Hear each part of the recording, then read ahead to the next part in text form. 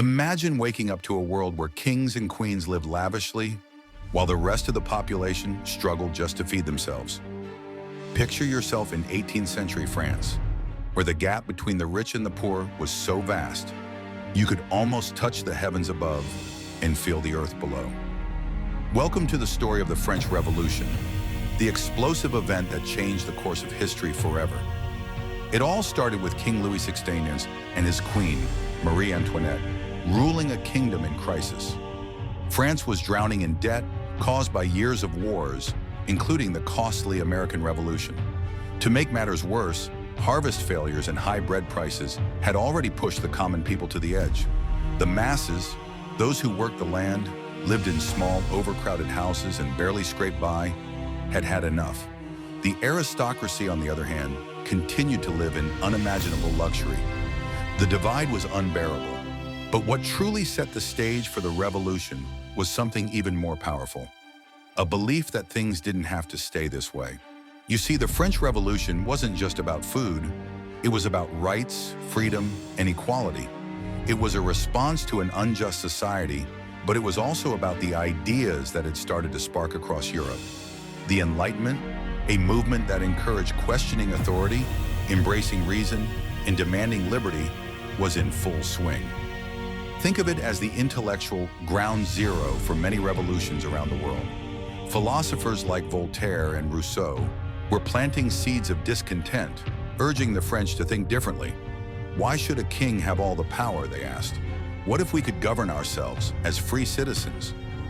These ideas were a revolution in their own right. And then on July 14, 1789, something happened that changed everything. The storming of the Bastille. Imagine this. A massive, intimidating fortress, symbolizing royal tyranny, was suddenly overrun by commoners seeking weapons and freedom. It was a flashpoint, a literal and symbolic destruction of the old regime. Word spread like wildfire.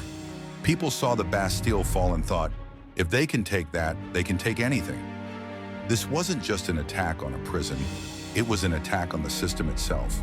The revolution had begun. Fast forward to August 1789. The National Assembly, a group of revolutionary leaders, comes together and drafts the Declaration of the Rights of Man and Citizen.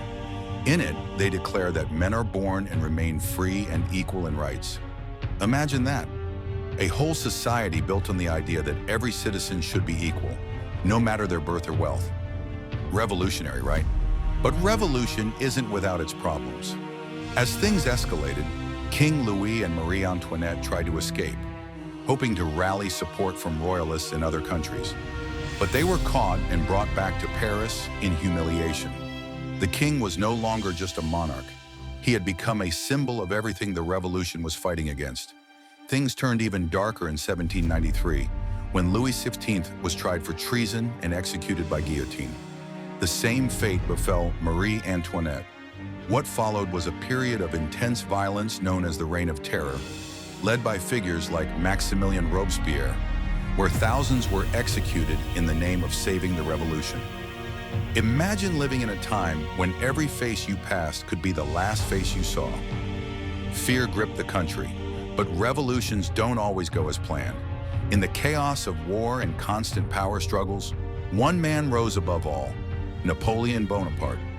Originally a military hero, Napoleon seized power in 1799.